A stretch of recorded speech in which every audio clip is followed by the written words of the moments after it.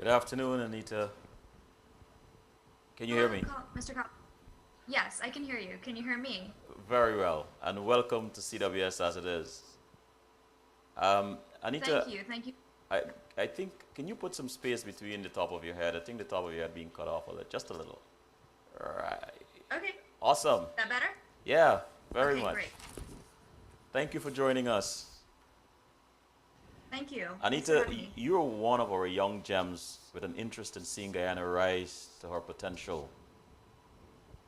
My question to you is, well, first of all, tell us a little bit about your educational background and why you're here today to talk to us. Yeah, sure. Well, first of all, thank you so much for having me. It really means a lot for me to be able to share my knowledge and my thoughts on what I'll be speaking on today. I do have a Bachelor of Science in Business Management as well as an MBA in International Business. That's good to know. A lot of what we'll be speaking on today relates to that area of study. So for my background, I would like to speak Guyana today. Okay. Um, why did you study business? There was always something about business that attracted me to that field. My parents were owned their business for a very long time, so I like to believe that I always have had this sort of entrepreneurial spirit. So it was something that really interested me from a very young age, and that's why I was able to be able to study in get a Bachelor of Science in Management as well as an MBA. When you think of Guyana, what comes to mind? Um, the first word that comes to mind would be home. I was raised, I wasn't born there. I was born in New York, but I was raised in Guyana for 8 years of my life. And my parents made a decision to move back to New York so I can further my education over here. But I've been back to Guyana very frequently. I'm a frequent visitor every year, a few times a year. So that would be the first thing that comes to mind would be home. How would you say your academic research and studies um, affected the way you view Guyana? Well, for once, as I progressed to a higher level in my education, that is, as I became more exposed to certain research behind facts and fears in my MBA background, uh, it became a little bit more concerning to me as I did this research, in-depth research, I should say. So for right now, I'm a little bit concerned over a lot of the numbers hovering over Guyana, and that's why I'm here today to shed some light on that, so your viewers can be aware of that. Well, let's get started. I want to start with this, if you don't mind. In 2011, Guyana places 100 out of 189 in the World Bank Group's investment index, but then 123rd today. You want to start with that? What are your thoughts on that? You're talking about the ease of business Yes. indicator. Mm-hmm. So, I think your connection is a little. hello, can you hear me? Yeah, go ahead, Anita. I think the connection is going in and out. Okay, can you hear me now? I can hear you. Okay, great. So you are referring to the ease of business indicator, correct? Yes. So right now, Guyana is actually 123rd out of 189 economies. And what this particular index is about, this is conducted by the World Bank, by the way. So it's trusted, it's reputable. There's no arguing with these numbers, no running away from them either. What this is that it's an index that includes a lot of different categories, and some of these categories include uh, how long it takes to start a business, how long it takes to get credit, how long it takes to resolve insolvency within that. So they're currently ranked 123rd, and why this is very concerning for me is because they were only ranked 100 in 2011. So just a matter of a few years for them to drop that amount of spaces is very concerning. And especially as a business student and a foreseeable foreign investor in Guyana, that number is not very attractive to me. So I don't see why it would be very attractive to outside investors. And by outside investors, I mean those who are not Guyanese. I don't see why they would find that market attractive to invest in. According to your article in the Kaichor News, you believe we can do better. Mhm. Why do you think this is Mhm. possible? I think that Guyana has so much more potential to do better. When I look at the news nowadays, and you see all of the the instances of crime that's being committed, all the instances of corruption that's happening, it's very, very worrisome. So I think that, being that Guyana has so much potential, and by potential I mean in business, I mean the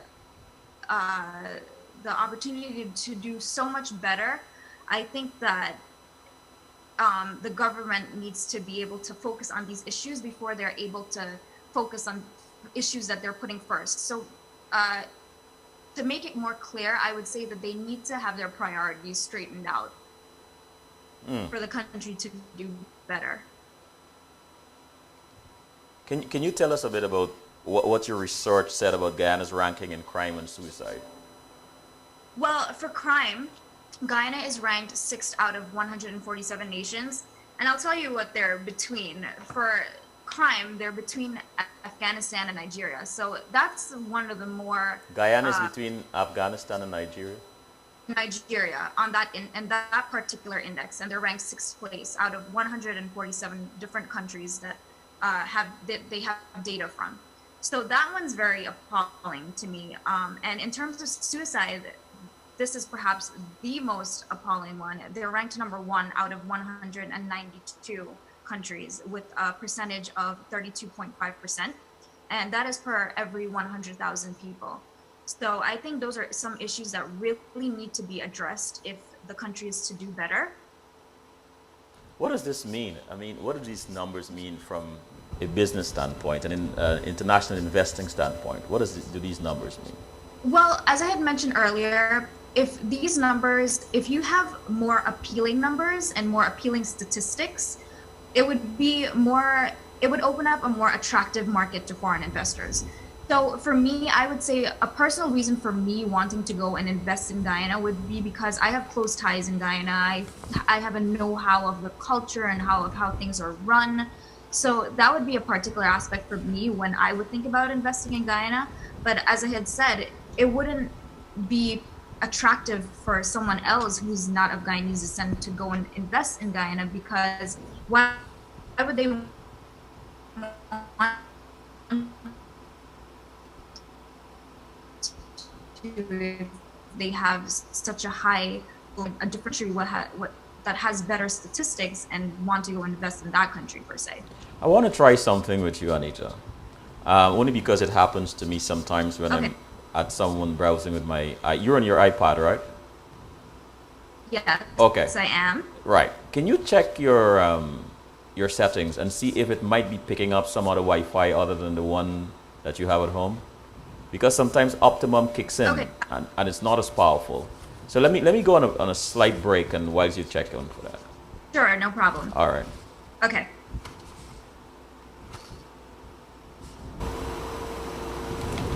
We are back with Miss Anita Jaikaran. Yes, Anita, so you were saying, well, let me ask you this question though. What was your first introduction to politics in Guyana? So my first introduction to politics was from the inception of the Alliance for Change Party, the AFC. I've been involved with that for quite some time, but I don't think I really got involved until the last elections in 2011.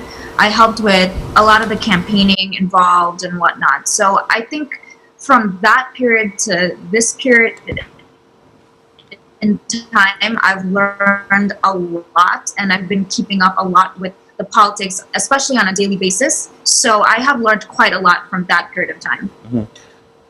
Obviously, development in Guyana resonates with you a lot, and Yes. with your background, your exposure to the academic side of things, How do you believe you can contribute to this development? Well, I am a strong believer that I don't think I'll be able to contribute to this development unless there is a change of government.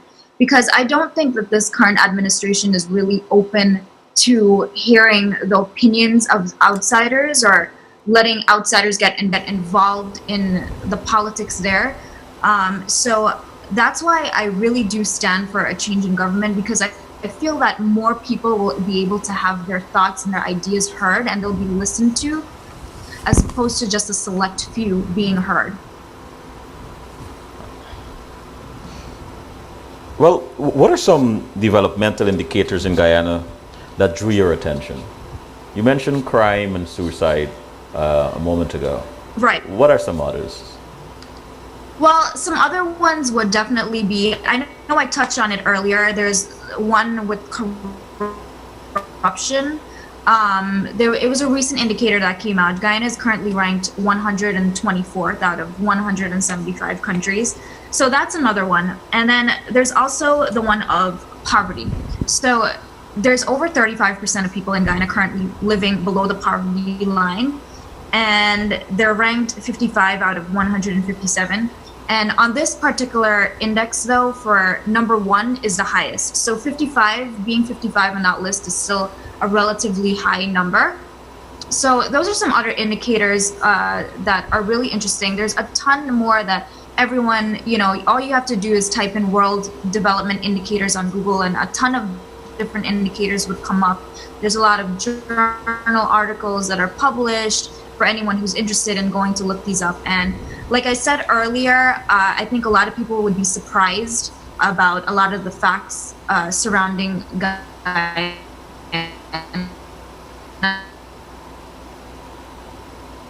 And I think they would be upset to see that.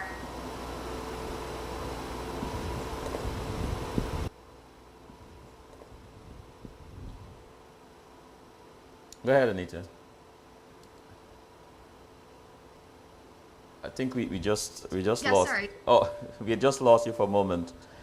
You're pretty young. You're very young, and you're quite brilliant and inspiring.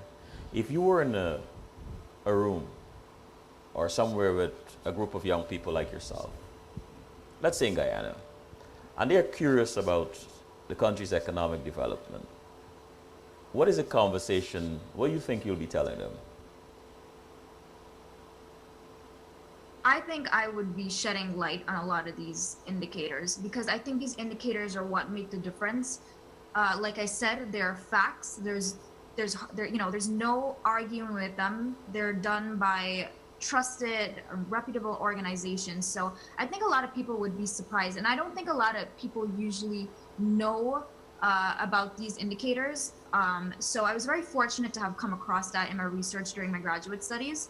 And that's why I really want to share that with people. And especially that's why I wrote a letter that was recently published in the Kaichura News and the Stavrik News as well, just to really let people become aware of these and try to spark that interest so people can go and do their research for themselves. When you were researching, which one of these things really stood out, really hit you, that, my God, we have to do something about this? I think the one that really struck me was the suicide, because being ranked number one out of 192 countries really says something. And especially, there needs to be more policies implemented or more awareness being raised over this, and I know in recent news a government official was stated saying that Guyana is a happy place. I think people need to stop living in denial and just recognize, what's really happening around us, and especially what's happening in that country. So I think a lot of these things really do need to be made a priority over other things, I would say, and then just for them to be addressed as soon as they can be. And when you wrote that letter to Kaichur, expressing your concern and highlighting some of those statistics, when did this actually happen? Was it soon after you discover these things, or what really inspired that letter? I actually had just came back from a recent trip to Guyana. So I went to Guyana this past February, and just seeing what was going on, pretty much. I mean, going riding around in Georgetown, I was seeing so much garbage everywhere, just piled. I know I've heard stories of Georgetown being the garden city, and it didn't look like a garden city to me. And just seeing what people were experiencing, seeing there were still complaints of people having blackouts and water shortages and just all these issues happening. And I just got really upset that when I came back, I was like, you know what, let me just put this down on paper and just try to give people some insight on what really is going on. Because like I said, I don't think people can really argue with the facts. And once you have the facts in front of you, there's no running from it. If you had whatever government gets in after the May 11th elections, and if you could, if you had an ear of an official that can really make a difference, make policy change, have you thought of any recommendations, or what would be some of your recommendations? Where would you start? Sorry, in terms of what? I missed half of what you said. Okay. The middle part. If after these elections and the government asks you for some recommendations, what would you say? Well, first and foremost, I think that a lot of these issues that we mentioned from throughout this discussion, I think that they need to try to sort of implement some policies to deal with these issues. Because I think, for a recent example, I think the recent opening of the Marriott Hotel, that was built on taxpayers' money, and it was meant to increase the tourism of the country, or so they say.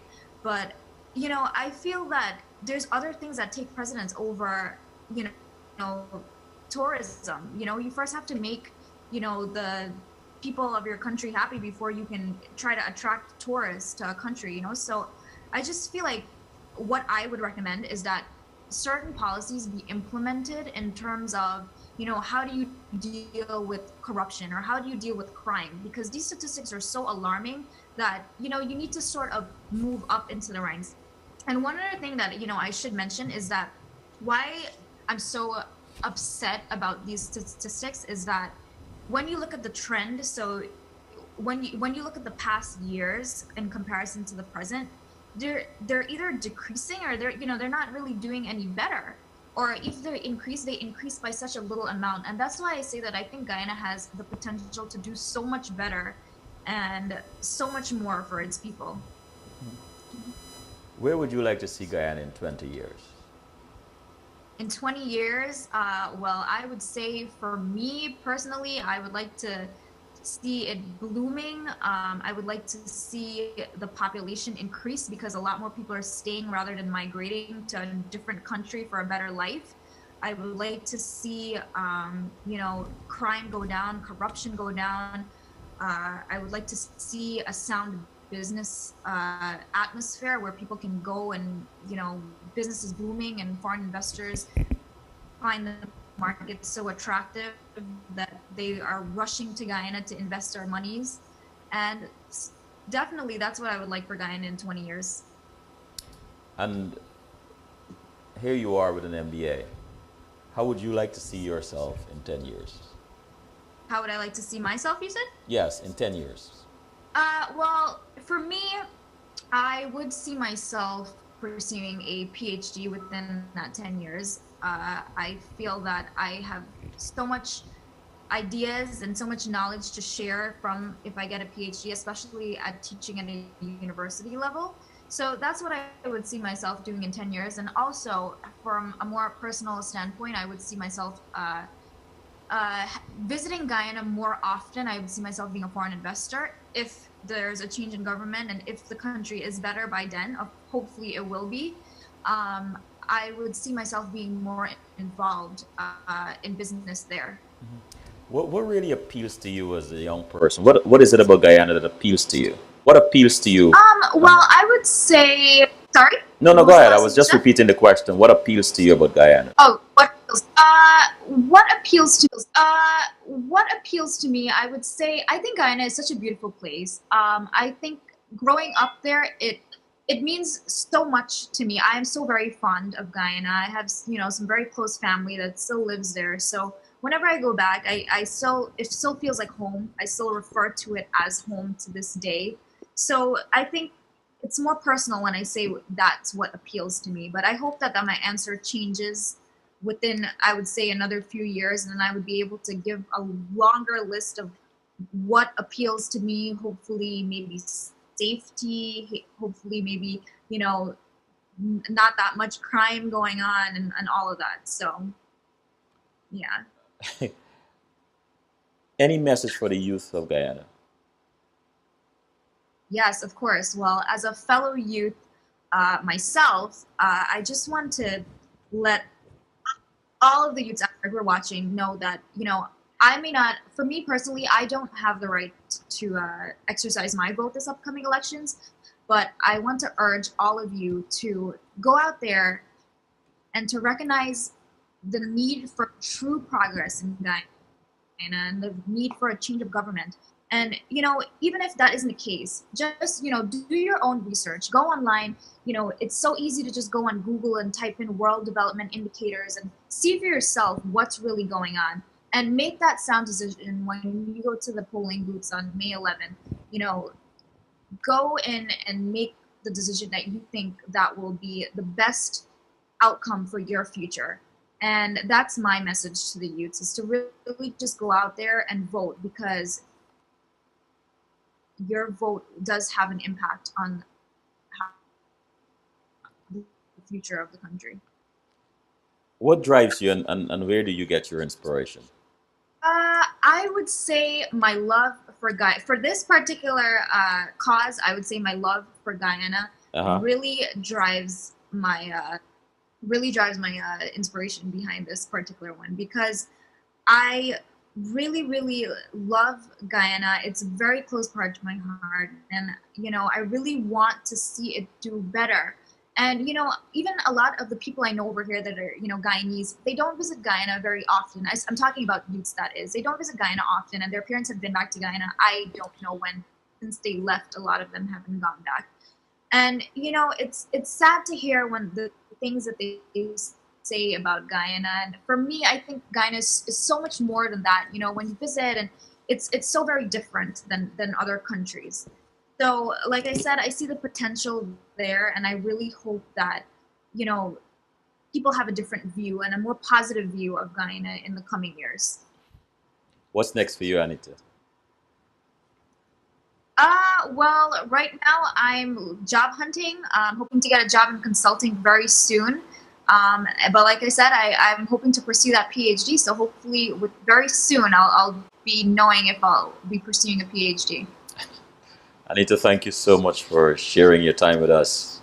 I really appreciate that. Thank you so much for having me, Mr. Collins. You're welcome, and keep up the good work. Thank you. Thanks. All right. Bye-bye. Bye-bye.